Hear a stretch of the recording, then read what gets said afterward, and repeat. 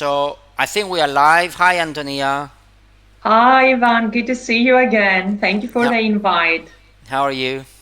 I'm good, thank you. As we just discussed, our pubs are opening in the UK, at least outdoor spaces, and it's great. It's very exciting.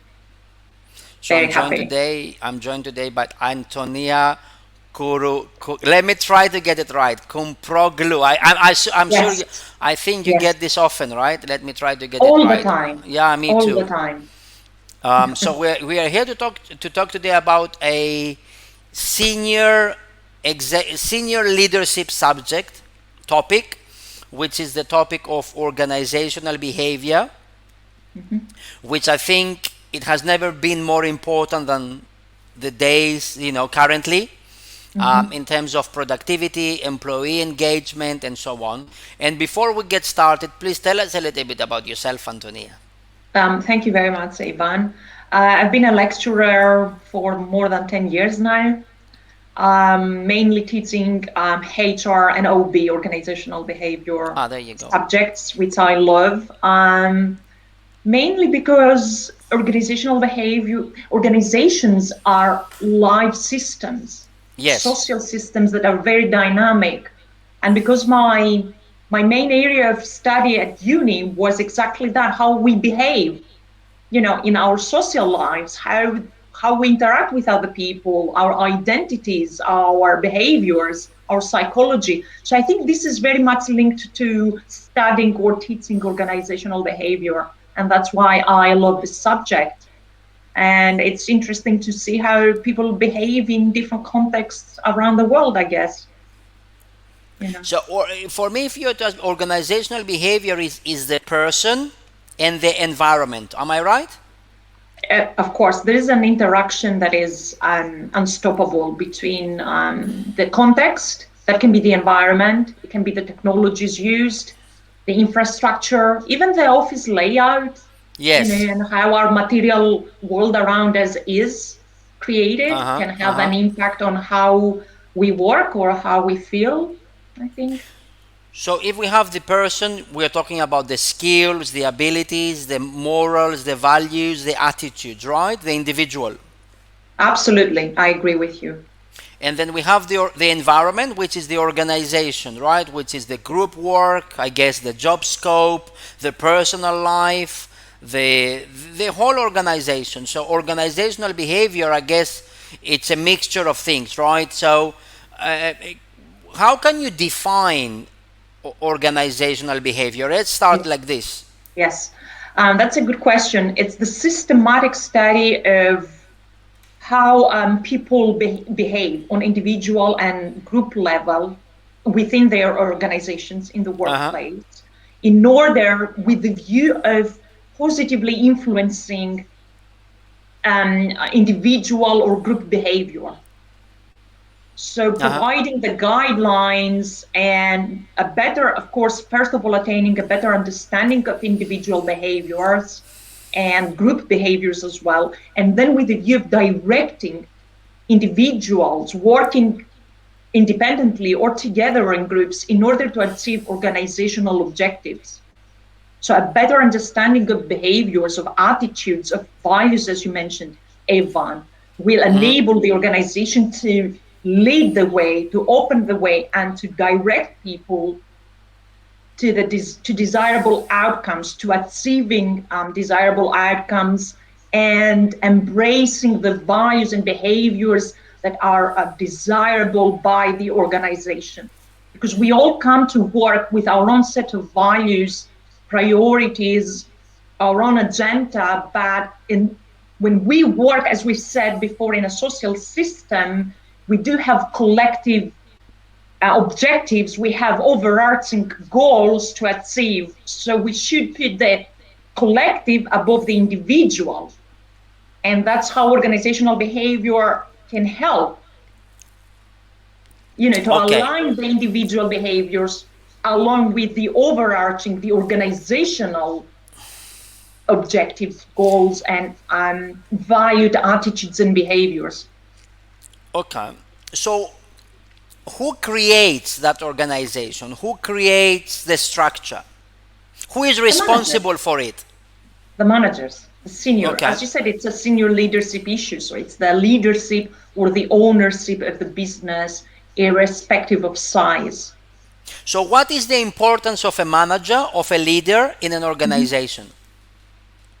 There's a lot. It's a great scope of responsibilities, but we know that based on, the main or management framework, we have some core responsibilities that managers have, and one of these, and these are organizing and providing the structure, as you've said, within the business, and then coordinating work, allocating responsibilities Yes. for everyone, delegating work and responsibilities across the business, setting up the infrastructure and the that is necessary for work to materialize, and then setting collective objectives.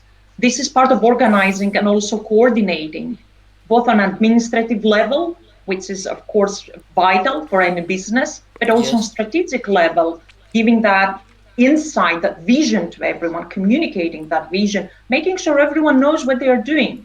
It's a very essential, very simple thing. It's very difficult to do though. Yes.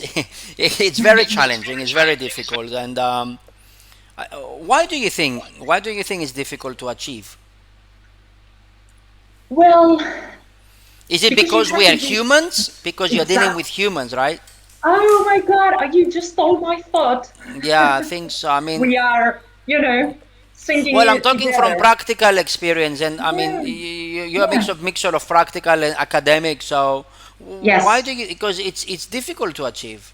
it's difficult. It's very difficult. Probably one thing is because our managers are overwhelmed with both, more organizational, more corporate obligations and objectives that they have to meet when it comes to making profit, Yes, and developing the business, making sure there is progress, there's profitability, there is growth, looking for new opportunities to maximize profits, eliminate costs. And that's a very big burden on the shoulders of the yes, lead of everyone in the business, but especially for managers. And then having the softer side of working with people, looking at the HR. If we look at organizational and HR together, organizational behavior and human resources management, then it's the yes, softer side of motivation, incentivization, compensation, rewards, engagement of employees, and managers are also responsible for all of this. So I think they have to do a lot at the same time, and it can be to juggle all those things and to set the priorities right can be difficult, especially when we are going through challenging times, as the one you mentioned yourself. So, yeah, about management style, I think that management style impacts the behaviors of people, right? Um, Absolutely, absolutely. because kind of traditional managers were used to be very controlling, monitoring employees, and contemporary managers Yes, often they do better with a coaching style approach, yes, where you value employee input, you treat employees as stakeholders rather than employees. So in terms of organizational behavior, where do you start? How do you create an environment where people achieve? I guess it's a balance between achieving results and being happy. right. Yes, And it's very it's well put. very it's very tough to achieve and to measure as well, I think. So where do you start? If you're a top leader executive, when I do this kind of coaching, it's a very long process. It's like a year engagement. Wow, um, and it goes from the mission, the vision, and it absolutely. goes down to even, one of the last things we do is job descriptions to match the vision to go back up, and the way we Absolutely. interview people. So what is your suggestion? What would be, let's say if somebody, I come to you and I say, listen, I want to create my company culture, my organizational behavior. Yes. Where do we start? Right. I think we start with what you mentioned already, the vision and the mission, because those will express, first of all, what kind of business you want to be. The vision and the mission statement provide the vision is an inspirational statement. It should be Yes. motivating to everyone in the business. The mission is about what is the purpose of the business, what the business wants to achieve in the long term and in the short term, but especially in the long term. So if you have very clearly communicated and worthy mission and vision statements, it's a very good start. So that everyone in the business and also stakeholders outside the business can understand the meaning, the purpose, the goals, the reason for existence of this business, and to better appreciate it. So if we do have meaningful, realistic, but also inspirational mission and vision statements, we can mobilize people we can mobilize resources to the right direction, but we are responsible for setting that direction. If we are not clear of those things ourselves, how can we communicate it to somebody else? But I think we might have it in our mind in a vague or abstract way, because this is our tacit knowledge.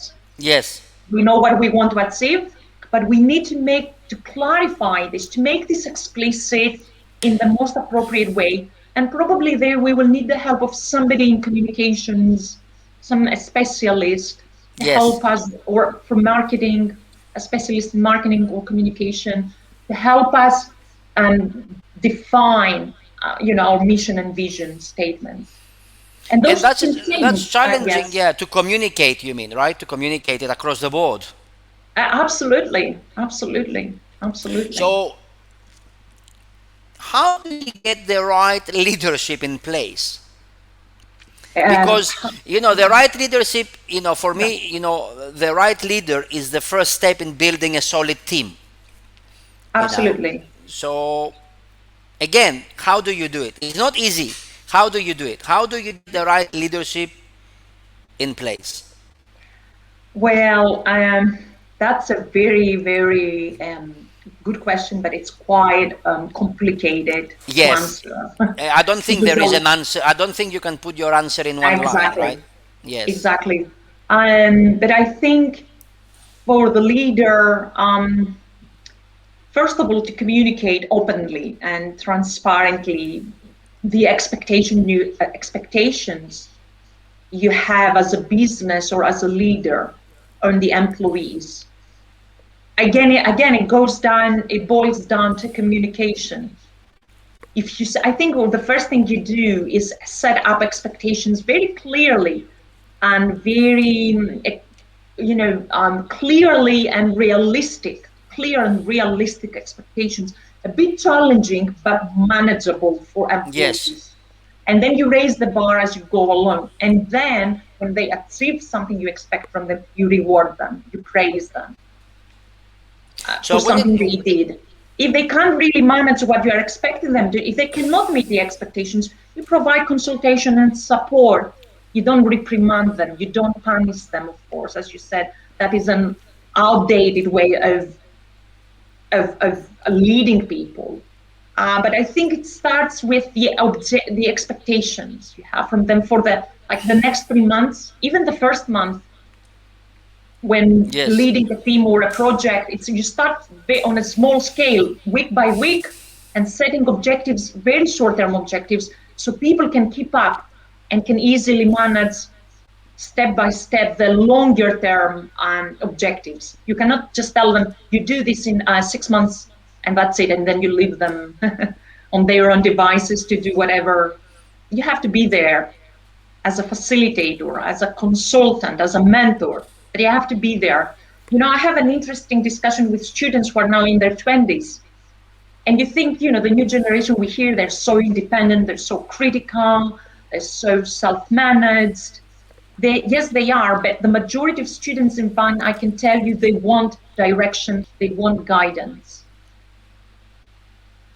Not Yes. to be told what to do, but to have someone to help them, to support them. So organizational behavior, I think it boils down to, people, structure, technology, and the external environment. And especially technology now plays an important role. And you said Absolutely. about, and you said about, um, guidance. Hmm. Um, Give me an example. For example, let's say, I hire somebody. Yeah. What do I do next? Well, you have to, first of all, you have to do onboarding. You Okay. have to, you have to onboard them. You have to induct the person into, You're laughing, but a every lot of aspect. people, you are laughing, but a lot of people don't do the basic. That's why I'm asking very basic questions, because No, you're sometimes very right. Yes. I'm sometimes I see laughing, it. but I I'm experienced, serious about it. yes, I've experienced it a lot. Why do you hire somebody and 2 months down the line they look like a different person? And it happens a lot. So you do onboarding, right? Tell me a little bit more. Yes, I mean, the onboarding stage has become part of the company's branding, employer branding strategy. So you Yes. need to really make that person feel part of the team, of the culture, um, that will speed up their own enculturation. And culturation is a process where you become part of the internal culture of the business. Again, Yes. this is behavior, organizational behavior. You want, as we've said at the beginning, you want your individual employees to behave in a certain ways, to exhibit certain behaviors. For example, a very basic one would be to turn up on time for work, to be able to work with different kinds of people, like if we work in diverse environments. So the quicker you induct a person to all these expectations, the better results and more efficiently you can efficiently and effectively get those results sooner. Induction is about training, the basic training of an employee for that position, for that role, and also for the enculturation process. So that, for example, when I was hired by a UK institution, higher education institution, I had to go through some virtual training that I could do at my own time over the next 2 months. But I had to complete that training in a 2 month period. And I think virtual training is a very good solution here for induction of employees, because they can do it, they can segmentize it, they can do it on their own time, whenever they can do a little bit or more. And it's part of, getting to know your work, the nature of your work. So I had to learn a few things as a new lecturer, as a tutor, and I went through all this training. Some of it was functional about how the university works. Some of it was based on my subject. Some of it was informational about GDPR laws, for example. So it was Yes. a mix of different things, and I think that made me feel much more comfortable doing my own work. And I was expected to complete that training in a 2 month period. That was part of my probation, actually. No, it was So part I of your think probation. Yeah. yes, Yeah. yes, it was. So I think training, onboarding, instilling the values, communicating the strengths and the accomplishments of the business, making the person feel part of the whole, and then introducing some basic training or mentorship is part of the induction that can get them to a good start. So when you went this, when you were introduced to this kind of onboarding, how did it? Because to me, it looks like it was very structured, right? So did it make you Yeah. feel good about the company that I am joining a serious organization? How did it make you feel? I think this is the Yeah. feeling I get. Yes, good question. Well, it was both structured and flexible. So Right. in what way? It was structured that, like I had to go through the training within 2 months. I was Yes. expected to complete that, Yes. but I could go through it in any order I wanted, the different training activities, and I could spend as much time as I wanted. It wasn't on a set date. It Right. wasn't Right. on Right. set time. Right. And even if I couldn't complete the whole thing in 2 months, it wouldn't be the end of the world. of the world, excuse me. I would just Yes. need to discuss with my line manager to see what challenges I encountered and how he could help me. So I would have that conversation at the end of the 2-month period if I couldn't do all the training successfully. It wouldn't So be like a reason to be negatively evaluated or anything. It was just there for as a standard, as a benchmark to reach yes. in the first 2 months, and it wasn't difficult, Ivan. It was just things that I had to learn about the business. It was Yes. helpful. Okay, so the first thing we do is onboarding, right? So Yes, you think that's a crucial part, an important part, especially at the beginning. yes, it is to introduce, to introduce the corporate identity and the corporate culture.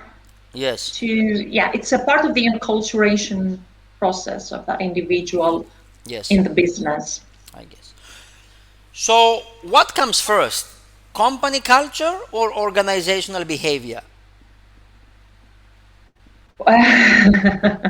Company culture. Yes. Company culture. How do you create a non-toxic company culture? Uh-huh. Because what I've seen, what I always say, it's the only thing that a competitor cannot steal from you is your company culture. Right. Yes. Nowadays, whatever product you have, I think everything is visible due to technology, due to social media, due to the Hmm. internet. I mean, literally, you can go to any company's website and find out what their product is. You know, like Yes. you go to Absolutely. Yes. you go to a restaurant, you see the menu. You go to Facebook, you go to Grab. I mean, there is no. I don't think things are hidden anymore. You go to a Yes. technology company, you can find out how they do things. Nowadays, all those companies, they even give you demos, Yes. especially all those SaaS companies. You can get a demo for free for 30 days. And if you are from the same industry, you can actually examine how the product is set up. So if you have the resources, basically you can copy it. Oh, wow.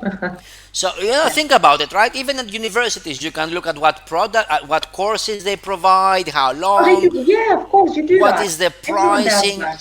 So there Yeah. is nothing hidden. So if you want to copy a product or a service, I think it's easier to do so than before. Yeah. But one thing you cannot copy is the company culture because Absolutely.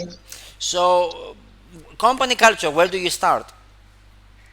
Yes, the mission and the vision also. I said, I mean, when you ask me about organizational behavior and Yes, culture, I guess there's always implicitly or explicitly there's always organizational behavior expression of organizational behaviors every day, even if yes, it's two individuals working together, working at the garage at their home, creating the next Facebook or whatever, they still have yes, some rules, they still have some norms, and some standards, some routine. So they already exhibit organizational behavior.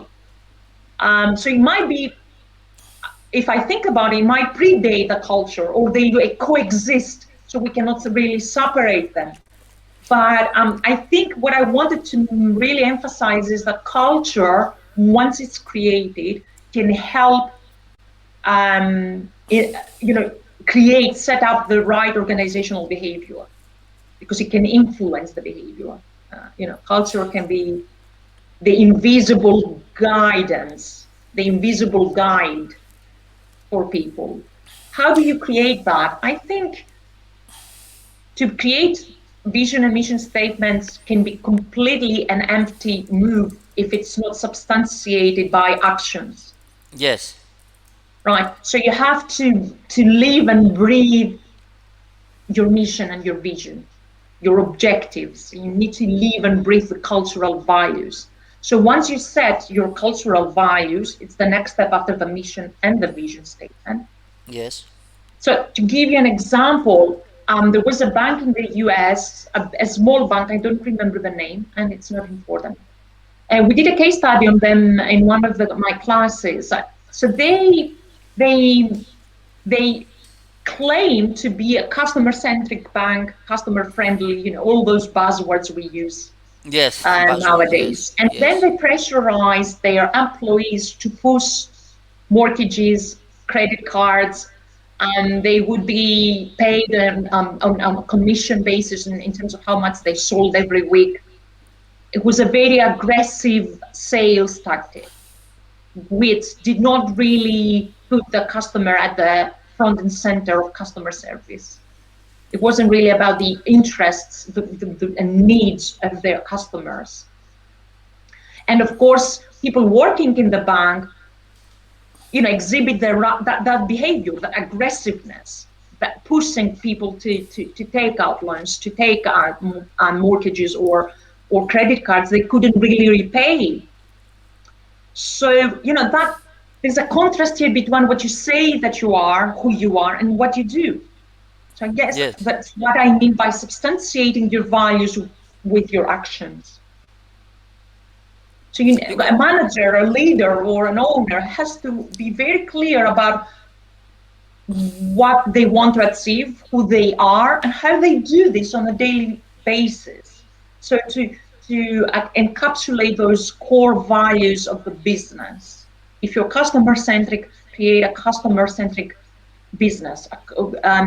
Develop your customer experience. Listen to your customer.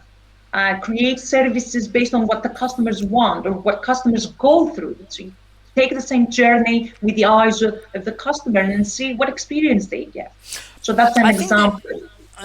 I think the most important is to be honest with what you want. Exactly. Starting a company and having an exit strategy of 5 years to go IPO to take the money and then retire is not necessarily a bad thing as long as you're honest about it. Yeah, You know it, everybody knows it, and you recruit the exactly. right people to help you do that. And in the meantime, they also benefit in the process. Absolutely. So walk the walk and Yes, not and just walk the talk. Yeah, just walk the talk. And yeah, that's it. uh-huh, uh-huh. So Yeah. what do people, what do I think we have another 5 minutes, right? Yeah. So Hmm. before you have a class, right? You have an online Yes, class, right? Yes. So exactly. what do people want nowadays? What do employees want nowadays? Because I think the values over the last couple of years have changed a little bit. Maybe people now want more freedom, more time, more flexibility. It's not just money, money, money, right? Hmm. Do you think the Yeah. values of people have changed a little bit? That's my first question. And my second final question is, what do you think people want? And I hope this question and answer will help some of our viewers later on when I upload the video to craft the organizational culture according to those needs. So Right. have some of the values changed, and what do you think people want? Right. Good questions. If the values of people have changed, I think with the health crisis we went through recently, and a lot of people have lost family members, loved ones, have been put through a lot Yes. because of the lockdown, the restrictions. I think returning to some of the basics in life, maybe a basic human need to feel we are surrounded by people that care about us and we care about them. So creating a culture that is caring for people and it doesn't cost anything, I think it's very important for managers to take into consideration. And absolutely more free work-life balance wherever we can provide that is essential.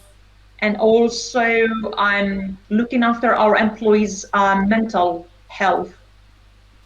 So bringing people together and having those discussions, conversations that can make them feel, that they're not just, they're not disposable, you know, Items. the Yeah. items exactly, but they are, very vital part of the business. So going back to basic human needs, Touch. values, yeah, and that the human touch. I see that all the time. Even the students complain about the excessive technology that have dominated our lives. You know, in Japan, when you recruit people in Japan, normally they stay in the company for the whole life. So, you Exactly. know, the recruitment process in Japan is a little bit different. The company will visit your house. I didn't know that. That's Yes, interesting. they will visit your Oh. house to see the environment that you live in, and your environment and that you live in and the way you live your life. It will Mhm. play an important role if they're going to hire you or not. Um, and the recruitment process in Japan is longer than Right. another environment, but normally um, employees will stay in the company 20, 30 years. Yes. I think just reaching out, asking people if they are doing well, if they need anything, asking about, as you said, asking about their families, about their children, how they're doing at school, how home teaching has been for them. And I think just reaching out to them, asking those questions, and if there can be some kind of help or support in some occasions, I think is vital.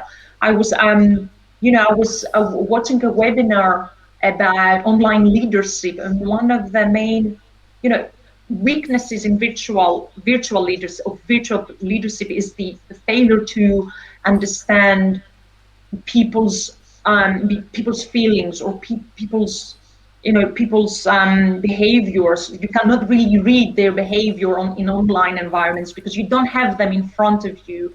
They can't really open up to you. You can't have those small conversations that can help build connections, make people feel release any tension, any stress, and to feel better. Sometimes just by connecting with your colleague, you can immediately feel better. Now, if you are a leader in virtual environments in Microsoft Teams, how do you make that possible? How do you do this? It's very difficult. So you have to be really proactive, asking, trying to see if people are doing well, and asking, and just reaching out. I think if you were a dickhead before, you cannot be a good manager now. So Of I course. think I think sorry for my word, but I think this kind of situation, it kind of shaked the corporate world, and it really showed, because if you were there for your people before face to face, you can be here for your people as well virtual. So I think if you were a micromanager before, you will find it Mhm. really difficult to engage your people now when they work from home. Well, you can have technology spying on them, which is not the best thing, but Is technology, not, like is not. micromanagement can even happen in every kind of environment, I That's think. right. I think that right now is a great time for people to change the culture a little bit, and move from a time schedule culture to a task oriented Yes. culture, Yeah, where you basically exactly. you give the tasks that need to be accomplished, you give the training, you give the coaching, and you let people do it, and you are there. And I think it is a great time for leaders and managers because they can have so much free time. Yes, absolutely. Absolutely. You know, And I just, some people they want to work at 8 o'clock in the morning, some people want to work at three exactly. o'clock at night. Absolutely. and Absolutely. and and I think you need charisma as a leader. If you don't have the genuine charisma, virtually, non-virtually, you cannot engage anybody. Yes. Just one thing that I want to add is that motivation in virtual environments can be a bit more challenging. So giving small wins and big praise for small wins in your team can take you a long way. So, like recognizing effort, results. As you said, it's a task culture. So even when somebody in your team accomplishes something, like little thing Like each a time, small thing, yes, it a doesn't have to small be thing, big. give them Yes, praise. It will take you a long way when people feel appreciated and they recognize for what they do. So when they do something well, just give them a pat on the shoulder. maybe next time we can talk a little bit about authentic leadership. And Yes. I think if you want to really be an influential leader, and I'm talking high level Mm-hmm. leadership, I don't think you can fake it. I don't think you can fake it until you make it. You either have it or you don't. What do you think? Very good. Yes, I think, well, it is a charisma, but it's something you can learn as well, and you can improve to become a better leader. As long as you are open to self-examination, you can become Self-awareness, better. yes, yes. Yes, yes. Self-examination in terms of what I do well, what I could do better. If you think you do everything perfectly fine, Yeah, yeah, you have a there's no problem, reason yes. for you to work on yourself, right? Yeah, yeah, yeah. There is like exactly, and I'm not talking charisma. I don't mean to be the kind of extrovert rah rah rah guy, because you can be an introvert and you can be a good leader by being an introvert. You don't have, Absolutely. you don't You know, necessarily need to be an yeah, extrovert. this is very interesting. You bring it up, Ivan, because I was reading that there's some bias in organizations against people who are introvert. So in interviews, for example, people who are extrovert like you and I have better chances of getting a job, even if we have the same qualifications with somebody else, but less extrovert. This has been like proven in research. So people who are extrovert have better chances of developing further in their It, career. it could be, yes, it could be. It's interesting, and I know some extroverts. They're very good leaders. You know, they are not the loudest person in the room, but they can get things done. And Yeah, leadership is getting things done. You know, you can have the best absolutely. piece, you can have the best piece of wood, you can have the best hammer, you can have the best nails, but if you cannot build a chair or if you cannot build a table, you are nobody. Yeah, So for me, leadership absolutely. is about creating something. It can, Absolutely. And it can be somebody who's introvert. I absolutely know, I don't dispute that. On the other hand, somebody who's, more of actions and less of deeds and less of talk might be more convincing or inspire trust in employees. But absolutely. And I think extroversion, for example, is something you learn because I was not naturally extrovert with everyone, but there were essential attitudes, behaviors that I recognized in my profession and I built over time. I built presentation skills, I built confidence, you know, because I could see that in teaching, for example, is you're like a performer.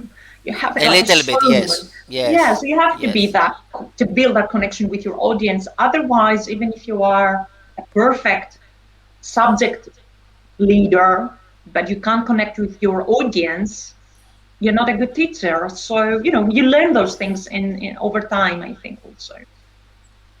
Well, this is a different topic. Having that mindset and that self-awareness to always develop yourself and to be able to evolve and to learn and to be humble.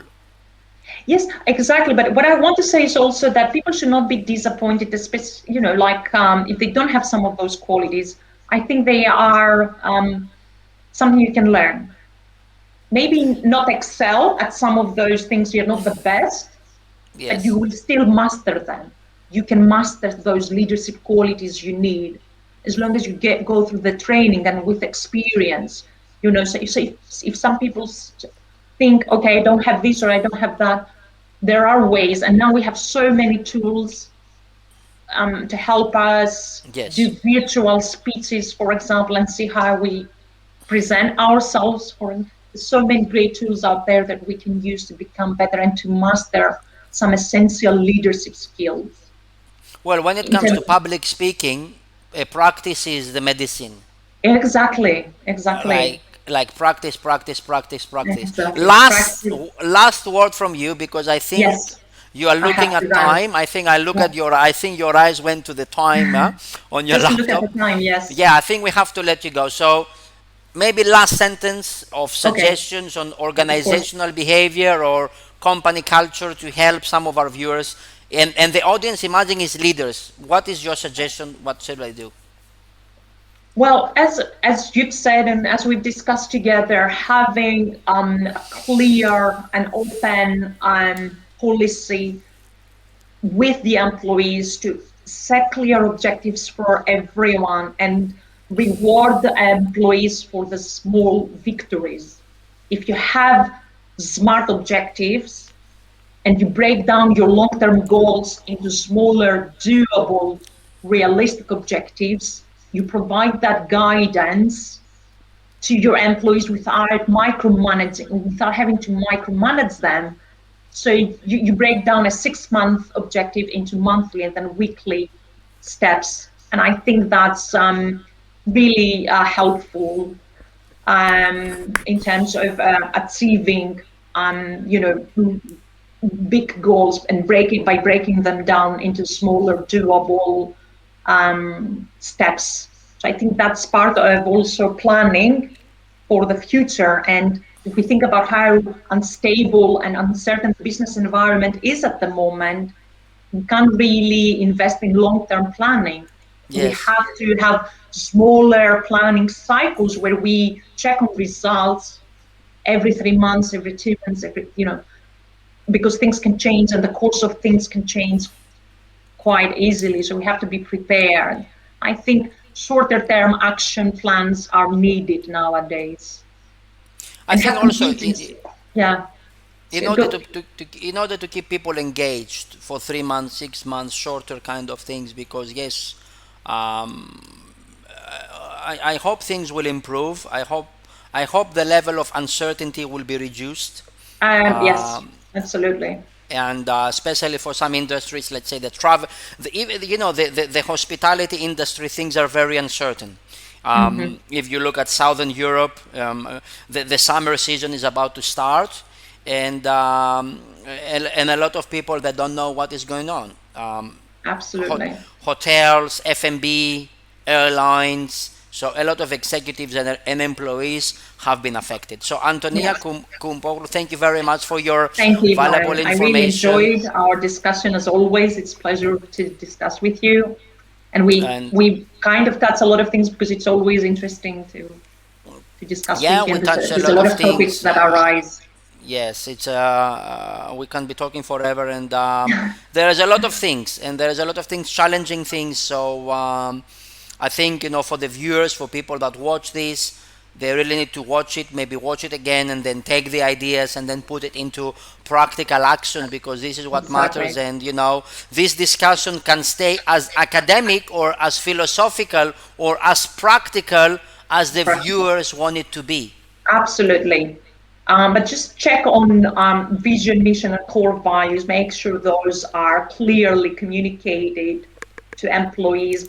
Ask questions whether they understand the objectives and the core values. The core values will be core, will not change, but the objectives may be changing. And so you have to check on employees to know that they understand the changes as you and the implications of changes on the business. So I think it's worth taking that time to inform employees and to keep them in the loop about changes that affect the business.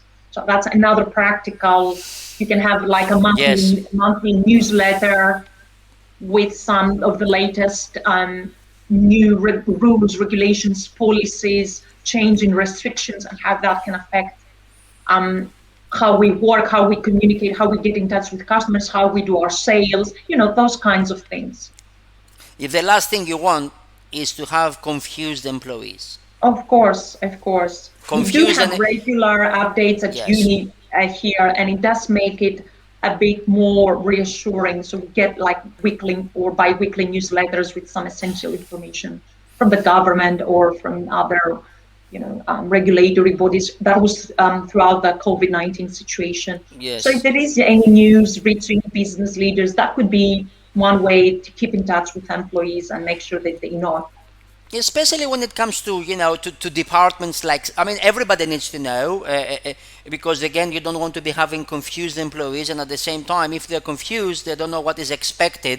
um, Absolutely. so I think this is vital, not on, yeah, especially for teams like sales or marketings, where their KPIs are Yeah, much more exactly. measurable and Exactly. target driven. You don't want them to be confused or Absolutely. overwhelmed, or they don't know what is expected of them. Antonia, Absolutely. thank you very much again. Thank you so much, Ivan. I hope you have a great late afternoon, evening. It's about And to rain, yes, so yes. oh, okay. Well, and I will see you very soon. Take care. Thank you again. Thank Bye-bye. you. Bye. Bye Thanks. bye. Bye bye. Thank you very much.